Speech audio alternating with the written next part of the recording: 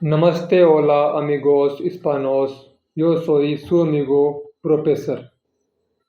La geografía de España, un mosaico natural. España es el segundo país más extenso de la Unión Europea. Su territorio no solo ocupa la mayor parte de la península ibérica, sino que también incluye dos archipiélagos, las Islas Baleares en el mar Mediterráneo y las Islas Canarias en el Océano Atlántico, y dos ciudades autónomas en el norte de África, Ceuta y Melilla. 1. El relieve, montañas y la gran meseta. El relieve español es uno de los más elevados y complejos de Europa. Su estructura principal se organiza en torno a una gran llanura central elevada y varias cordilleras.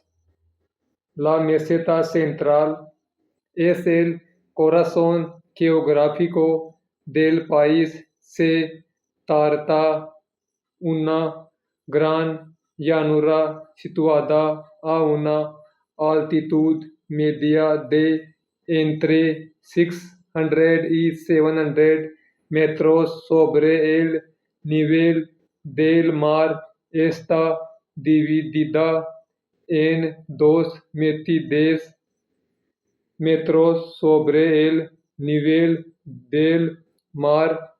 Está dividida en los mitades submeseta norte y submeseta sur.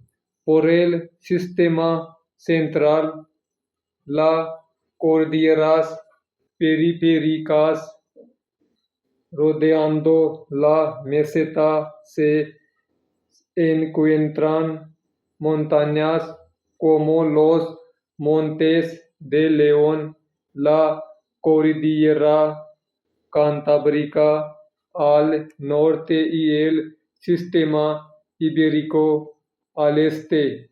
Al sur se sitúan dos sistemas béticos: los Pirineos. Esta imponente cordillera actúa como una frontera natural entre España y Francia, con picos que superan los 3000 metros de altura como el Aneto. El Teide, curiosamente, el pico más alto de toda España, no está en la península, sino en la isla de Tenerife, Canarias. Es el Teide, un volcán activo de 3715 metros de altura. 2. La hidrografía, ríos y vertientes. Los ríos españoles cambian drásticamente según la zona donde nacen y desembocan. Se dividen principalmente en tres vertientes. Vertiente: características, ríos principales. Cantábrica: ríos cortos, caudalosos y de flujo regular debido a las constantes lluvias del norte. Nalón, Nervión, Atlántica, ríos largos que nacen en el interior y recorren grandes distancias hacia el oeste. Duero, Tajo, el más largo de la península Guadiana, Guadalquivir, Mediterráneo, ríos cortos e irregulares con estajes poco agua en verano y riesgo de inundaciones en otoño. Ebro, el más caudaloso de España, Júcar, Segura. 3. La diversidad climática y de paisajes debido a su posición y relieve en España no hay un solo clima, sino una gran variedad. Clima oceánico atlántico se da en el norte y noreste, Galicia, Asturias, Cantabria, País Vasco.